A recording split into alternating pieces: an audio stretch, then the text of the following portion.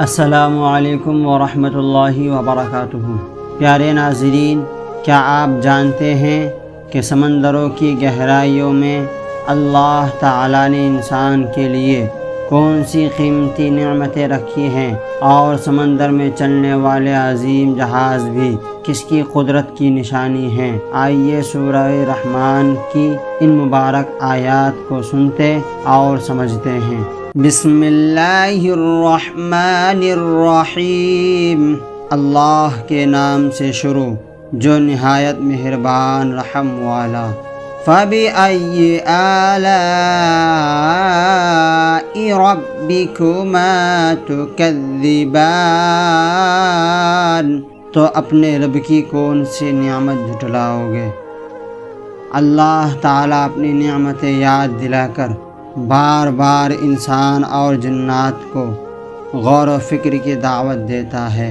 یخرج منہما اللؤلؤ والمرجان، ان میں سے موتی اور مونگا نکلتا ہے۔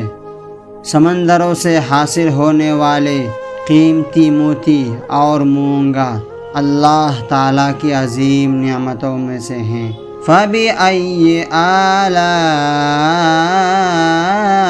رَبِّكُمَا تُكَذِّبَانِ، تو اپنے رب کی کون سی نعمت جھٹلاؤ گے؟ اللہ تعالی انسان کو اپنی بے شمار نعمتوں کا احساس دلا رہا ہے تاکہ وہ شکر گزار بنے۔ وَلَهُ الْجَوَارِ الْمُنشَآتُ فِي الْبَحْرِ كَالْأَعْلَامِ، اور اسی کی ہیں وہ چلنے والیاں کہ دریا میں اٹھی ہوئی ہے جیسے پہاڑ۔ سمندر میں عظیم جہازوں کا چلنا بھی اللہ تعالیٰ کی قدرت اور انسان پر اس کے احسانات کی نشانی ہے۔